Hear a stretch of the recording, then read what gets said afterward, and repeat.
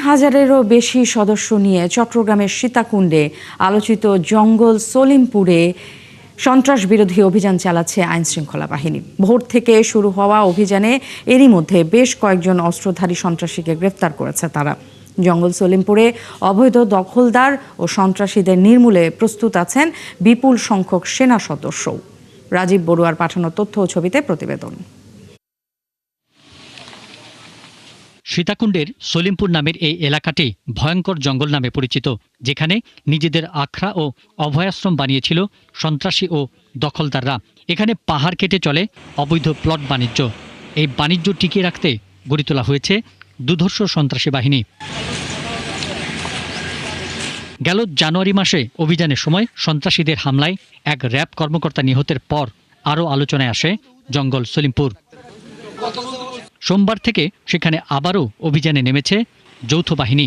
যে কোনো পরিস্থিতি মোকাবেলায় সেখানে প্রস্তুত আছে সেনাবাহিনীর বিপুল সদস্য। তবে এ নিয়ে কিছুটা আতঙ্কে আছেন স্থানীয় বাসিন্দারা। এখানে গন্ডগোল যারা করে তারা কিন্তু আসলে এখানে কেউ থাকে না, তারা বহিরাগত বাইরে থেকে আসে। যারা এখানে থাকে তারা হচ্ছে সাধারণ জনগণ। এরা সবাই হচ্ছে ছিন্নমূল মানুষ। এরা কেউ নদী ভাঙা, কেউ বিটে বাড়িহীন, এইসব দরিদ্র মানুষগুলো এখানে বসবাস করে। কিন্তু পর্যায়ে মাছ আসছে দেখলে আগের সিন্ডিকেট বা এখন সিন্ডিকেট মানে বিভিন্ন গ্রুপিং আছে এখানে। একটা গ্রুপ গেলে একটা গ্রুপ ঢুকে কয়েকটা লোক ছেলে পেলে রাত 2টা-2:30টার দিকে এসে এই যে আমাদেরকে ডিস্টার্ব করে, আমরা কাজ কাম করে আসতে পারি না, আমাদেরকে ডিস্টার্ব করে, সবার মুখে মাস্ক, আমাদের টাকা পয়সা সব কাড়ি নিয়ে ফেলে। পুলিশের অতিরিক্ত ডিআইজি নাজমুল হাসান জানান, অভিযানে র্যাব পুলিশের 3000-এরও বেশি সদস্য অংশ নিয়েছেন। অনেক বড় একটি অভিযান এটা। এখানে 3000-এর অধিক সদস্য এবং বিভিন্ন বাহিনীর অফিসার ফোর্স এখানে ইনভলভ। বিভিন্ন সেক্টরে আমরা অভিযান করতেছি। আসলে আমরা একটা সেক্টরে ছিলাম, আরো বিভিন্নজন বিভিন্ন সেক্টরে লিড দিচ্ছে। যত অপরাধী এখানে আছে তাদেরকে গ্রেপ্তার আমরা সর্বোত্তম চেষ্টা করব। এই যার প্রেক্ষিতে যত সময় লাগে ততক্ষণ আমরা অভিযান করব। এবং আমাদের এখানে ইচ্ছা আছে যে এখানে আমরা একটা অস্থায়ী ক্যাম্প করব, যাতে পুলিশ বা অন্যান্য আইনশৃঙ্খলা রক্ষা বাহিনী নির্বিঘ্নে এখানে তাদের সময় মতো তাদের তথ্যের ভিত্তিতে তারা যে কোনো টাইমে এখানে অভিযান করতে পারে, সেই পরিবেশটি আমরা এখানে নিশ্চিত করতে চাই। জঙ্গল সলিমপুর সম্পূর্ণভাবে সন্ত্রাসমুক্ত না হওয়া পর্যন্ত এই অভিযান অব্যাহত রাখার ঘোষণা দিয়েছেন আইনশৃঙ্খলা বাহিনীর ঊর্ধ্বতন কর্মকর্তারা। পিন্টু হাজং, ৭১। দর্শক, যেমনটা প্রতিবেদনে জানাচ্ছিলাম, চট্টগ্রামের জঙ্গল সলিমপুরে সন্ত্রাস বিরোধী অভিযান পরিচালনা করছে আইনশৃঙ্খলা রক্ষাকারী বাহিনী। সেখানকার সবশেষ অবস্থা জানাতে আমাদের সাথে এই মুহূর্তে যুক্ত হচ্ছেন সহকর্মী রাজীব বড়ুয়া। রাজীব, একটু জানতে চাই, আইনশৃঙ্খলা বাহিনী কি জঙ্গল সলিমপুরে সুনির্দিষ্ট কোনো তথ্যের ভিত্তিতে অভিযান চালাচ্ছে কিনা? আর আপনার প্রতিবেদনে দেখছিলাম যতক্ষণ পর্যন্ত সন্ত্রাস দমন না হয় ততক্ষণ পর্যন্ত আসলে এই অভিযান চলবে। আইনশৃঙ্খলা বাহিনী আসলে কি বলছে, বিস্তারিত একটু জানাবেন।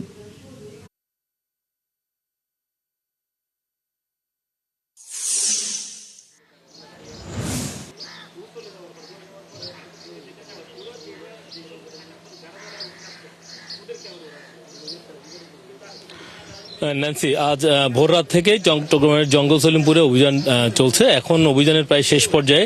একটু আগেই চট্টগ্রামের ডিআইজি আহসান হাবিব পলাশ তিনি একটি ব্রিফিং করেছিলেন। তিনি বলেছেন যে এই অভিযানে 15 জনকে তারা আটক করতে সক্ষম হয়েছেন এবং কি পরিমাণ অস্ত্রশস্ত্র তারা আটক করেছেন সেটি এখন আসলে তারা এখনো পুরোপুরি জানেন না। এটা তো একটু পরে আমাদেরকে সেটি বলতে পারবেন। তো এখানে প্রধান যে সমস্যাটি সেটি হচ্ছে চট্টগ্রাম থেকে একটু শহর এলাকা থেকে একটু দূরে এই জঙ্গল সলিমপুর, এবং এটি প্রায় 3000 একর এলাকা, পুরোটা পাহাড়ি এবং প্রায় দুর্গম জঙ্গলে বলা যায়। তো এখানে যারা বাস করছে, বিশেষ করে যারা ভূমিদস্যু, তারা মূলত এইসব পাহাড়গুলো দখল করে তারা কেটে বিভিন্ন জনের কাছে তারা প্লট বিক্রি করে প্লট বাণিজ্য করছে, পাশাপাশি মাদকের ব্যবসা করছে, অস্ত্রের ব্যবসা করছে। তো এই ধরনের কাজগুলো তারা দীর্ঘদিন ধরে করে আসছিলেন এবং মাঝে মধ্যে এখানে প্রশাসনের পক্ষ থেকে একটি অভিযান চালানো হয় এবং সর্বশেষ এই বছরের জানুয়ারিতে এখানে র্যাবের একটি টিম এখানে একটি অভিযানে আসে এবং সেই অভিযানে কিন্তু সন্ত্রাসীরা হামলা চালিয়ে 4 জনকে আহত করে, তার মধ্যে একজন র্যাবের সদস্য মারা যান। এবং তারপরে মূলত একটি বড় ধরনের অভিযান চালানোর জন্য প্রশাসনের পক্ষ থেকে আসলে প্রস্তুতি নেওয়া হয়েছিল এবং তার পরিপ্রেক্ষিতে স্বরাষ্ট্র মন্ত্রণালয়ের নির্দেশে আজ ভোর রাতেই 3000 সদস্যের একটি যৌথ বাহিনীর টিম তারা আসলে পুরোটা ভোর থেকে এই জঙ্গল সলিমপুরে তারা অভিযান চালায় এবং ডিআইজি তিনি বলেছিলেন যে আজকে থেকে এখানে দুইটি ক্যাম্প, একটি পুলিশের এবং একটি র্যাবের দুটি স্থায়ী ক্যাম্প এখানে আজকে থেকে থাকবে। তারা প্রতিনিয়ত এখানে যে নিরাপত্তা এবং আইন শৃঙ্খলা পরিস্থিতির বিষয়টি আসলে তারা দেখবেন। এখন যেহেতু এটি একটু দুর্গম এলাকা হওয়াতে সহসা এখানে আসলে আইন শৃঙ্খলা বাহিনী সবসময় আসলে চাইলেও আসলে তারা আসতে পারে না এবং এখানকার ঢোকার অনেকগুলো পথ আছে।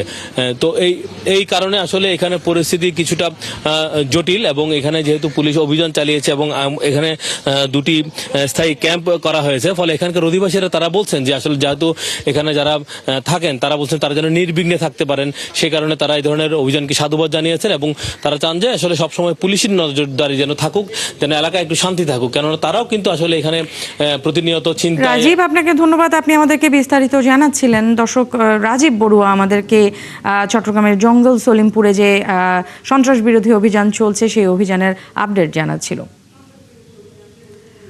চাঁদাবাজ অস্ত্রধারী সন্ত্রাসীদের তালিকা ধরে যে কোনো সময় জোরালো অভিযানে নামবে আইন শৃঙ্খলা বাহিনী, এমন সতর্ক করে পুলিশ মহাপরিদর্শক আলী হোসেন ফকির জানিয়েছেন নিয়মিত মবকারীদেরও তালিকা করা হচ্ছে। আলোচিত ওসমান হাদির হত্যার প্রধান আসামি ফয়সাল সহ ভারতে গ্রেফতারকৃতদের দেশে ফিরিয়ে আনতে কূটনৈতিক চ্যানেলে কাজ শুরু হয়েছে বলেও জানান আইজিপি। বিস্তারিত জানাচ্ছেন নাদিয়া শারমিন। দায়িত্ব নেয়ার পর সোমবার প্রথম সংবাদ সম্মেলনে আসেন নতুন পুলিশ মহাপরিদর্শক আলী হোসেন ফকির। শুরুতেই আসছে ঈদ উল ফিতরকে ঘিরে নিরাপত্তার প্রস্তুতি তুলে ধরেন সাংবাদিকদের সামনে। জানান সড়কে মহাসড়কে চাঁদাবাজি ও ডাকাতি রোধে তৎপর আইন শৃঙ্খলা রক্ষাকারী বাহিনী। মহাসড়কে ডাকাতি রোধে হাইওয়ে পুলিশের পাশাপাশি জেলা পুলিশকে দায়িত্ব পালনের নির্দেশ দেওয়া হয়েছে। ঈদকে সামনে রেখে পোশাক শ্রমিকদের মধ্যে বেতন ভাতা নিয়ে যাতে অসন্তোষ তৈরি না হয় সেজন্য মালিক প্রতিষ্ঠান বিজিএমএ এবং বিকেএমএ নেতাদের সাথে আলোচনা হয়েছে বলে জানান আইজিপি। চাঁদাবাজ অস্ত্রধারী সন্ত্রাসীদের তালিকা প্রস্তুত বলেও জানান তিনি। তালিকা আমাদের তৈরি হয়ে গেছে, আমরা ইনশাআল্লাহ অচিরেই তাদের বিরুদ্ধে অভিযান শুরু করব। চাঁদাবাজদের বিরুদ্ধে দলমত নির্বিশেষে ব্যবস্থা গ্রহণ করা হবে, এক্ষেত্রে দলীয় কোনো বিবেচনার সুযোগ নাই। পুলিশ প্রধান জানান মবকারীদেরও তালিকা তৈরি করে অভিযানে নামবে আইন শৃঙ্খলা রক্ষাকারী বাহিনী। আমরা মূল মব তৈরিকারী যারা তাদেরও লিস্ট তৈরি করতেছি, সে যত ক্ষমতাধর হোক তাদেরকে আইনের আওতায় নেওয়া হবে। এ সময় সাংবাদিকদের প্রশ্নের জবাবে তিনি জানান শরীফ ওসমান হাদির খুনি ও শেখ হাসিনাকে দেশে ফেরাতে কূটনৈতিক প্রক্রিয়ায় চেষ্টা চলছে। কূটনৈতিক চ্যানেলে ফরেন মিনিস্ট্রি থেকে তাদের সাথে যোগাযোগ হয়েছে, তারা এই ব্যাপারে কার্যক্রম গ্রহণ করছে। হয়তো অচিরেই ইনশাল্লাহ আমরা দেখতে পারবো তারা বাংলাদেশে আমরা আনতে সক্ষম হব। কিশোর গ্যাং নির্মূলে সামাজিক প্রতিরোধ গড়ে তোলার আহ্বান জানান তিনি। কোনো মাস্টার মাইন্ড বলতে কি অপরাধী সে যত বড় শক্তিশালী হোক আইনের আওতায় তাকে আনা হবে। এ সময় অতিরিক্ত আইজিপি বলেন জুলাই অভ্যুত্থানের সময় পুলিশ হত্যার ঘটনাগুলো নিয়ে তদন্ত চলছে। প্রত্যেকটি ক্ষেত্রে মামলা আছে, প্রত্যেকটি ভুক্তভোগীর আত্মীয় স্বজন বা ইভেন তারা মামলা করেছে, মামলা তদন্তাধীন আছে। চাঞ্চল্যকর মামলাগুলোর ঘটনা তদন্তে পুলিশকে সময় দেওয়ার আহ্বান পুলিশের এই শীর্ষ কর্মকর্তার। আপনি কি আপনার বাবার বিরুদ্ধে ব্যবস্থা নিতে পারবেন? দেশের রাজনীতির মূল চালিকা শক্তি রাজনৈতিক দল, তাদেরকে কন্ট্রোল করার দায়িত্ব তো আমাদের না, কিন্তু সে যদি কোনো ক্রিমিনাল অ্যাক্টিভিটিস করে বা কোনো আইন ভঙ্গ করে সেক্ষেত্রে আমরা আইনানুগ ব্যবস্থা নিই। জুলাই বিপ্লব কারো ব্যক্তিগত সম্পত্তি না, এই জুলাই বিপ্লবকে নিয়ে যারা ফায়দা লুটতে চায় তাদেরও কিন্তু আমরা আইডেন্টিফাই করি। নাদিয়া শারমিন, ৭১, ঢাকা। রাজধানীর মোহাম্মদপুরে আবারও কিশোর গ্যাংয়ের তাণ্ডব। জমি দখলে নিতে হামলা চালিয়ে 15টি ঘরের জানালা, দরজা, ভাড়াটিয়াদের জিনিসপত্র, এমনকি ঘরের টিনের চালও খুলে নিয়ে গেছে তারা। লুটপাট শেষে এক পুলিশ অফিসারের নামে সাইনবোর্ড ঝুলিয়ে দেওয়া হয়েছে। ভুক্তভোগীদের অভিযোগ, কথিত এক সাংবাদিক, পুলিশ ও কিশোর গ্যাং লিডাররা মিলে জমি দখলের পায়তারা করছে। আশিক মাহমুদের প্রতিবেদন। 5 মার্চ দুপুর 12:42। মোহাম্মদপুরের ঢাকা উদ্যানের প্রধান সড়ক ধরে এগিয়ে যাচ্ছে প্রায় 200 কিশোর গ্যাং সদস্য। কিছু দূর এগিয়ে দেশীয় অস্ত্র হাতে সবাই প্রবেশ করে 39 নম্বর প্লটে। শুরু হয় তাণ্ডব। প্রত্যক্ষদর্শীরা বলছে কিশোর গ্যাং সদস্যরা ঢুকেই হামলা ভাঙচুর শুরু করে, মারধর করে ভাড়াটিয়াদের। এটা ভাঙছে প্রথমে, ভাঙার পরে আমার সব উপরটা ভাঙ্গিয়া আতু খামার এগুলো লিয়ে আইছে। আইয়াই ভাঙছে, আপনারা ভাঙ্গেন না, আমরা তো মাংস আমরা সরাই না, তখন সরা চাষ দিন আমরা ভাঙমুই চুরমুই। লোক দেখছি, অনেক লোকজন আসছে, ভাঙছে, টিনের চাল খুলছে, এদিক দিয়ে রিক্সা দিয়ে নিয়ে গেছে। তা ওনার গায়েও হাত দিচ্ছে কালকে। আজ পুরো ভাঙচুর করে 3 মিনিট একটা রায়না সব পুরা তছনছ করে গেছে। বাইকটা আসলো ঘরে, বাইকটা মাস আপনার ঘরে আসলো, ওই অবস্থায় এরা ভাঙা শুরু করে দিচ্ছে। বাংলাদেশে যে এরকমভাবে ঘটনা ঘটে এটা আমি এই প্রথম দেখলাম। ভালো, একটু বড় হয়েছে, বেশি এত ছোট না, চ্যাংরা বেশিও ছোট না, বেশিও বড় না, অনেক পোলাপান আসছিল, তো গোনা জানে, কিছু অনেক ভিতরে আর কিছু বাইরে। শুধু হামলা ভাঙচুর করেই ক্ষান্ত হয়নি তারা, লুটপাট করেছে সবকিছু। সরেজমিনে ঘুরে দেখা গেছে 15টি ঘরের জানালা দরজা, ভাড়াটিয়াদের আসবাবপত্র, এমনকি টিনের চালও খুলে নিয়ে গেছে সন্ত্রাসীরা। লুটপাটের এই দৃশ্য আশপাশের সিসিটিভি ক্যামেরায়ও ধরা পড়েছে। দেখা গেছে কেউ মাথায়, কেউ অটোরিকশায় করে মালামাল লুট করে নিয়ে যাচ্ছে। ভাঙচুর ও লুটপাট শেষে একজন ব্যক্তির নামে সাইনবোর্ড ঝুলিয়ে দিয়ে গেছে সন্ত্রাসীরা। সাইনবোর্ডে দাবি করা হয়েছে ওই ব্যক্তি পুলিশের বড় কর্তা। ভুক্তভোগীদের অভিযোগ, জমি দখলে নিতেই হামলা ভাঙচুর করে কিশোর গ্যাং সদস্যরা, যার নেপথ্যে কথিত সাংবাদিক এনামুল হক এনাম। কালকে এনামুল হক নিজে স্পটে থাইকা এবং এই বাহিনী নিয়ে আইসা মিস্ত্রি, লেবার মিস্ত্রি, হাম্বল দিস্তা, দাও, শাবল, কোদাল এগুলি নিয়ে আইসা এই দরজা জানালা ভাঙে এবং আমাদের ভাড়াটিয়া আছে 9-10 জন বয়স্ক মহিলা রোজাদার, তাদেরকে লাত্তুসটা মাইরা তাদের জিনিসপত্র যা আছে সব কিছু লুটপাট করে নেওয়া যায়। তাদের সাথে কিছু প্রশাসনের লোক আছে, তাদের সহায়তায় তারা এগুলি করতেছে। আর মনে করেন যে সাংবাদিক যিনি এনামুল, উনি মনে করেন যে কিশোর গ্যাং ট্যাং এগুলিকে কালকে উনি নিজে থেকে টাকা পয়সা, আমাদের সামনেও টাকা পয়সা দিয়ে নেতৃত্ব দিয়ে, এখানে আবার কিছু আশেপাশের লোকজন করে এই জায়গাটা পুরো ভাঙচুর করে একদম জাটা করে দিয়ে গেছে। ভুক্তভোগীদের এই অভিযোগের সত্যতাও মিলেছে ভিডিও ফুটেজে। দেখা গেছে হামলা ভাঙচুরের সময় 999-এ কল পেয়ে ঘটনাস্থলে যায় মোহাম্মদপুর থানা পুলিশ। তবে সন্ত্রাসীদের বিরুদ্ধে কোনো ব্যবস্থাই নেয়নি তারা, উল্টো ভুক্তভোগীদের বিরুদ্ধেই অভিযোগ নিয়েছে পুলিশ। বিষয়টি খতিয়ে দেখা হচ্ছে বলে জানিয়েছে পুলিশের এই কর্মকর্তা। এরকম যদি কোনো বিষয় থাকে তাহলে অবশ্যই ভুক্তভোগী যেন আমাদের সঙ্গে যোগাযোগ করে, আমরা সেটি প্রপার ইনভেস্টিগেশন করে দেখব যে এই সংক্রান্ত কোনো বিষয়ে পুলিশের কোনো ইনভলভমেন্ট আছে কিনা। দিনে দুপুরে ভয়াবহ এই হামলার নেতৃত্বে ছিল কারা, এবার সেই প্রশ্নের উত্তর খোঁজার পালা।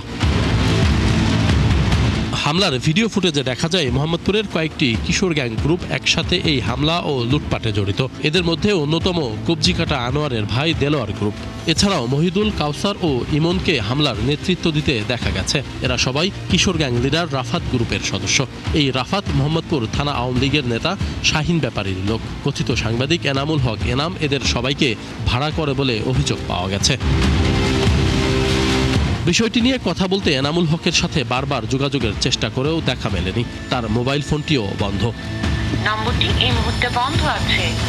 এছাড়াও সিআইডির যে পুলিশ কর্মকর্তার নামে সাইনবোর্ড ঝোলানো হয়েছে তার বিষয়ে এখনও বিস্তারিত কোনো তথ্য পাওয়া যায়নি। তবে সংস্থাটির হেডকোয়ার্টার থেকে আনুষ্ঠানিকভাবে জানানো হয়েছে এই আবু বক্কর সিদ্দিক নামে সিআইডিতে বর্তমানে কোনো পুলিশ অফিসার কর্মরত নেই। আশিক মাহমুদ, 71, ঢাকা। ভোটের ফল চ্যালেঞ্জ করে বিএনপি ও এলডিপির 5 প্রার্থীর অভিযোগের প্রেক্ষিতে 5টি আসনের ব্যালট ও রেজাল্ট শিট হেফাজতে নেওয়ার নির্দেশ দিয়েছেন হাইকোর্ট। সকালে বিচারপতি জাকির হোসেনের একক হাইকোর্ট বেঞ্চে এসব আবেদনের শুনানি শেষে এই আদেশ দেওয়া হয়। যেসব আসনের ব্যালট ও রেজাল্ট শিট হেফাজতের নির্দেশ দেওয়া হয়েছে সেগুলো হলো কুমিল্লা 11, ময়মনসিংহ 2, চাঁদপুর 4 ও সিরাজগঞ্জ 4 এবং চট্টগ্রাম 14। এর আগে সকালে জাতীয় সংসদ নির্বাচনে ভোটের ফল চ্যালেঞ্জ করে হাইকোর্টে আবেদন করেন বিএনপির 4 প্রার্থী। এছাড়া চট্টগ্রাম 14 আসনের এলডিপির 1 প্রার্থীও ভোটের ফল বাতিল চেয়ে আদালতে আবেদন করেন। এবার ইরানের তেল স্থাপনাকে নিশানা করেছে যুক্তরাষ্ট্র ও ইসরায়েল। রোববার যুদ্ধের 9ম দিনে তেহরানের তেল স্থাপনায় দফায় দফায় হামলা করেছে দেশ দুটি। কুণ্ডলি পাকানো আগুনে রাতের আকাশ রক্তিম হয়ে পড়ে। নালায় ছড়িয়ে পড়া তেল থেকে সড়কের পাশে আগুনের নদী তৈরি হয়। আর দিনের বেলায় তেহরানের আকাশ ছিল ধোঁয়ায় আচ্ছন্ন। আরও জানাচ্ছেন জ্যোতি সরোয়ার। 28 ফেব্রুয়ারি ইরানে যুক্তরাষ্ট্র ইসরায়েলি হামলার শুরুতে নিশানা ছিল মূলত তেহরানের সামরিক স্থাপনা ও শীর্ষস্থানীয় নেতারা। যদিও বেসামরিক স্থাপনাতেও হামলা চালানো হয়, কিন্তু পরবর্তীতে হামলার নিশানা করা হয় ইরানের জ্বালানি স্থাপনাকে। তেহরান ও এর পশ্চিমে আল বোরোজ প্রদেশের কারাজ শহরে কয়েকটি তেল স্থাপনায় রবিবার হামলা হয়েছে বলে জানায় ইরানের তেল মন্ত্রণালয়। যুক্তরাষ্ট্র ইসরায়েলি হামলার পর মুহূর্তে কুণ্ডলি পাকানো ভয়াবহ আগুনে রাতের আকাশে দিনের মতো আলোর সৃষ্টি হয়। তেহরানের শাহরান তেলের ডিপোতে হামলার পরের দৃশ্যের ভিডিও সামাজিক যোগাযোগ মাধ্যম এক্সে ছড়িয়ে পড়েছে। ওই ভিডিওতে দেখা যায় বিধ্বস্ত ডিপোর তেল নালা দিয়ে প্রবাহিত হতে শুরু করলে সড়কের পাশে আগুনের নদীর মতো পরিস্থিতি তৈরি হয়েছে। পরিস্থিতির ভয়াবহতাকে কিয়ামতের সাথে তুলনা করেন তেহরানের বাসিন্দারা। গতরাতে আমি এমন বিস্ফোরণ দেখেছি যা আগে কখনো দেখিনি। মনে হচ্ছিল যেন কেয়ামত শুরু হয়েছে। আমি দোজখকে ঠিক যেভাবে কল্পনা করি এটি ছিল অনেকটা তেমনই। এদিকে তেলের স্থাপনায় হামলার ফলে বিষাক্ত বৃষ্টি ঝরার বিষয়ে সতর্ক করেছে ইরানি রেড ক্রিসেন্ট। এটি ত্বক ও ফুসফুস ক্ষতিগ্রস্ত করতে পারে। এ ধরনের বৃষ্টির সময় লোকজনকে ঘরের ভেতরে থাকার পরামর্শ দেওয়া হয়েছে। তেল স্থাপনায় হামলার পর নাগরিকদের তেল নেয়ার সীমা কমিয়ে দিয়েছে তেহরানের প্রশাসন। শহরের গভর্নর জানিয়েছেন একজন ব্যক্তি দিনে 20 লিটার তেল নিতে পারবেন। তবে জনগণকে উদ্বিগ্ন না হওয়ার আহ্বান জানিয়ে গভর্নর বলেন শিগগিরই জ্বালানি সরবরাহ পরিস্থিতি স্বাভাবিক হবে। এদিকে মার্কিন জ্বালানি মন্ত্রী ক্রিস রাইট বলেন তেল বা প্রাকৃতিক গ্যাস শিল্পে হামলা চালানো কোনো পরিকল্পনা ওয়াশিংটনের নেই। তার দাবি যুক্তরাষ্ট্র নয়, ইরানের তেল স্থাপনায় হামলা চালিয়েছে ইসরায়েল। তেহরানের 5টি তেল স্থাপনায় তেল আবিবের হামলার পর ইরান প্রতিবেশী দেশগুলোর তেল স্থাপনায় হামলার হুমকি দেয়। তেলের স্থাপনায় ধারাবাহিক হামলার ঘটনায় বিশ্ববাজারে ইরানের তেল সরবরাহ ব্যাহত হলে মধ্যপ্রাচ্য জুড়ে জ্বালানি নিরাপত্তা নিয়ে নতুন করে উদ্বেগ তৈরি হতে পারে এবং বৈশ্বিক অর্থনীতিতেও এর প্রভাব পড়ার আশঙ্কা রয়েছে। জ্যোতি সরোয়ার, ৭১। মধ্যপ্রাচ্যে যুদ্ধ পরিস্থিতির জেরে আন্তর্জাতিক বাজারে লাফিয়ে লাফিয়ে বাড়ছে অপরিশোধিত জ্বালানি তেলের দাম। এই তেলের দুই ব্র্যান্ড ট্রুড এবং ওয়েস্ট টেক্সাস ইন্টারমিডিয়েটের দাম ব্যারেল প্রতি ছাড়িয়ে গেছে $100। রোববার আন্তর্জাতিক বাজারে ব্রেন্ট ট্রুড বিক্রি হয়েছে $108.68 এবং WI বিক্রি হয়েছে $108। আগের দিন শনিবারের তুলনায় রোববার শতকরা হিসেবে ব্রেন্ট ক্রুডের দাম 18% এবং WI এর দাম 20% বেড়েছে। বাজার বিশ্লেষকরা জানিয়েছেন ইরানের নিষেধাজ্ঞার কারণে হরমুজ প্রণালীতে তেলবাহী জাহাজের চলাচল বাধাগ্রস্ত হওয়ায় তেলের দাম বাড়ছে। এর আগে 2022 সালের ফেব্রুয়ারি রাশিয়া ইউক্রেন যুদ্ধ শুরুর পর অপরিশোধিত জ্বালানি তেলের দাম প্রতি ব্যারেল $100 পর্যন্ত পৌঁছায়। গত 28 ফেব্রুয়ারি যুক্তরাষ্ট্র ও ইসরায়েলের সঙ্গে যুদ্ধ শুরুর পর হরমুজ প্রণালীতে চলাচলকারী বিভিন্ন জাহাজের ক্রুদের সতর্কবার্তা দেওয়া শুরু করে ইরানের প্রতিরক্ষা বাহিনী। এরই মধ্যে কয়েকটি জাহাজে হামলাও করা হয়েছে।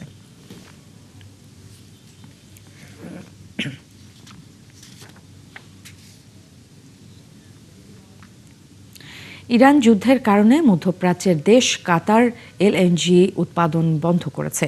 একই পথে ওমান। এমন খবরে মাথায় হাত বাংলাদেশ শিল্প মালিকদের। তাদের আশঙ্কা যুদ্ধ দীর্ঘস্থায়ী হলে জ্বালানির অভাবে বন্ধ হতে পারে শিল্প কারখানা। এতে বাড়তে পারে মূল্যস্ফীতি, কমতে পারে রপ্তানি আয়। সম্ভাব্য সংকট মোকাবেলায় এখন থেকেই জ্বালানি নিয়ে সরকারের দীর্ঘস্থায়ী পরিকল্পনা চান তারা। জাহিদুল ইসলামের প্রতিবেদন। মধ্যপ্রাচ্যে যুদ্ধের দামামায় বন্ধ ইরানের নিয়ন্ত্রণাধীন হরমুজ প্রণালী, যে রুট দিয়ে পারস্য উপসাগরের 8টি দেশ রপ্তানি করে LNG এবং জ্বালানি তেল। সম্প্রতি কাতার ঘোষণা দিয়েছে পরিস্থিতি স্বাভাবিক না হওয়া পর্যন্ত উৎপাদন করবে না LNG। নারায়ণগঞ্জের এই ডাইং কারখানাটি চলে LNG এবং দেশীয় গ্যাসে। তবে পর্যাপ্ত গ্যাস না পেলে নেমে যায় উৎপাদন। মধ্যপ্রাচ্যের যুদ্ধের কারণে এখন কারখানা চালানোর মতো গ্যাস পাওয়া নিয়ে দুশ্চিন্তায় কর্তৃপক্ষ। আমাদের যে প্রেসার 10 PSI এইটার বিপরীতে আমরা গত 10-12 দিন ধরে 1-2 PSI গ্যাস প্রেসার পাচ্ছি, যেটার কারণে আমাদের ডাইংয়ে যে আমাদের উৎপাদন, সেই উৎপাদন কমে গিয়েছে। সামগ্রিক দৃষ্টিকোণ থেকেই আমরা আমাদের ক্যাপাসিটি ফিল আপ করতে পারছি না, ফাইন্যান্সিয়ালি ক্ষতিগ্রস্ত হচ্ছি। কারখানাটির মালিক কর্তৃপক্ষ বলছেন, মধ্যপ্রাচ্যই বাংলাদেশের জ্বালানির অন্যতম উৎস। যুদ্ধের পর বিশ্ববাজারে জ্বালানির দাম বেড়েছে। যখন আমার আনইন্টারাপ্টেড গ্যাস না থাকে তখন আমি তো ডিজেলের উপর ডিপেন্ড করতে হয়। তো এই ডিজেলটা আসবে কোত্থেকে? তার মানে আমার প্রোডাকশন ব্যাহত হবে। উৎপাদন ব্যয়ের উপরও ডাইরেক্টলি একটা ইফেক্ট পড়বে। যা একটা ফ্লো তৈরি হয়েছিল অর্ডারের, সেটাও পুরোপুরি গলার কাটা হিসাবে একদম শেষ।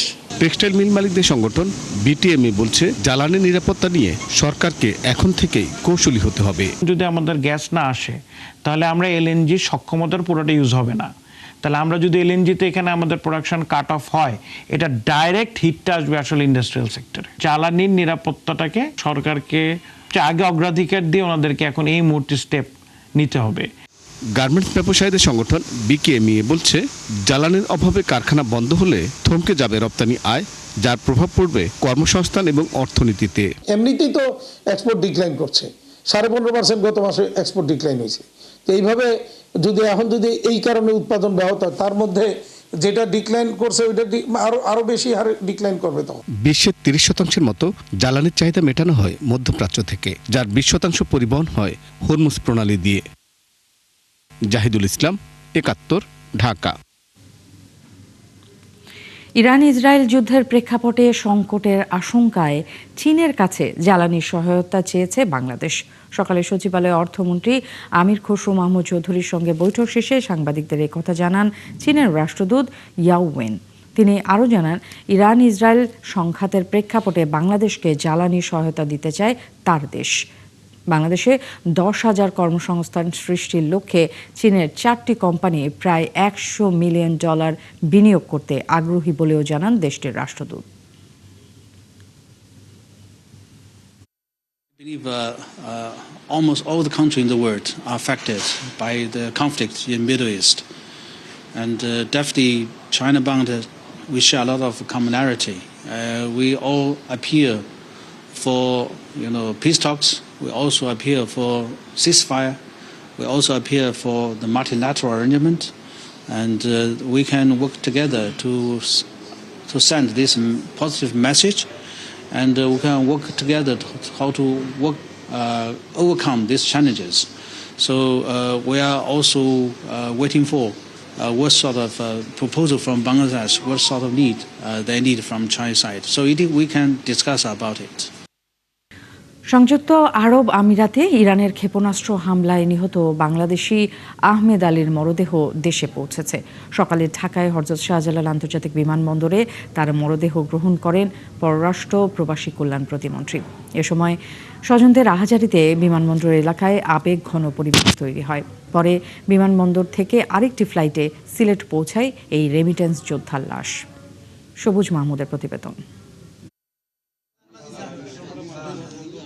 প্রায় 27 বছর ধরে সংযুক্ত আরব আমিরাতে বসবাস করতেন মৌলভীবাজারের বড়লেখা উপজেলার আহমেদ আলী। দেশটির আজমান শহরে পানির গাড়ি চালাতেন তিনি। গত 1 মার্চ ইরানের ছোড়া ক্ষেপণাস্ত্র আজমানে বিস্ফোরিত হলে সেখানেই প্রাণ হারান এই প্রবাসী। এ সময় পাশেই ছিলেন তার ভাগ্নে শাইরুল ইসলাম। তিনি জানান, ইফতারের পর পানি ডেলিভারির কাজে বের হয়েছিলেন আহমেদ আলী। সে সময় হঠাৎ ক্ষেপণাস্ত্র বিস্ফোরণে নিহত হন তিনি। তখন পানি ডেলিভারি যাওয়ার পর কিছুক্ষণ পরে একটা বিশাল বড় একটা আওয়াজ হয়। আওয়াজের সাথে সাথে আমি সেখানে যাই। সেখানে যাওয়ার পরে দেখি আমার মামা মৃত্যু। এখানে আমার মামার গর্জনার আঘাত পাইছেন, মুখে আঘাত পাইছেন, ফাঁয়ে আঘাত পাইছেন, কোমরে আঘাত পাইছেন। সাথে সাথে গিয়া দেখি আমার মামার মৃত্যু। ফাঁসে যারা আসছিল 4-5 জন ওরা সাথে সাথে গেছে, গিয়ে তারা সরজমিন দেখছে। আমি একটু দূরে আসছিলাম, আমি আসতে আসতে কমপক্ষে 20 থেকে 25 মিনিট সময় লাগছে। আমি আসার পরে দেখছি ওখানে সেনাবাহিনী, পুলিশ, ফায়ার সার্ভিস সবাই চলে আসছে, আমাকে আর দেখতে দেয় নাই, আর দেখা হয় নাই। আমি বস বাইরের লাশ গেছে কালকে যখন ওখানে বক্স করি ওই সময় দেখছি। তার এই মৃত্যু কোনোভাবেই মেনে নিতে পারছেন না স্বজনরা।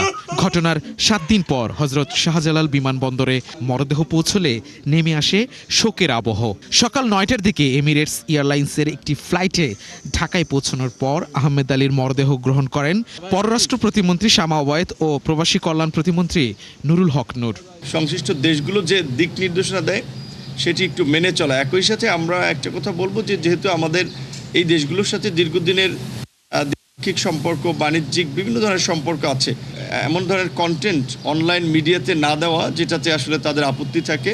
আরও দুজন গতকালকে আপনারা শুনেছেন ইতিমধ্যে রিয়াদে নিহত হয়েছে এবং তাদের পরিবারের সাথে ইতিমধ্যে আমাদের প্রতিমন্ত্রী বলেছেন আমরা যোগাযোগ করেছি, কথা বলেছি এবং তাদেরকে কিভাবে আমরা খুবই শীঘ্রই আমরা দেশে ফিরিয়ে আনতে পারি সেই কাজও আমরা করছি। আমরা আশা করব যে আর যেন আমাদের মৃত্যু দেখতে না হয়, এই অবস্থার এই যুদ্ধের অবসান ঘটে। ধন্যবাদ। মধ্যপ্রাচ্যে সংঘাতপূর্ণ এলাকা এড়িয়ে চলার আহ্বান জানিয়ে ইরান ইসরায়েলের সংঘাতে আহত বাংলাদেশিদের পরিবারের পাশে থাকার আশ্বাস দেন তারা। সবুজ মাহমুদ, ৭১, ঢাকা। দর্শক, স্থানীয় সরকার মন্ত্রী মির্জা ফখরুল ইসলাম আলমগীর কথা বলছেন, আমরা সরাসরি সেখানে চলে যাচ্ছি।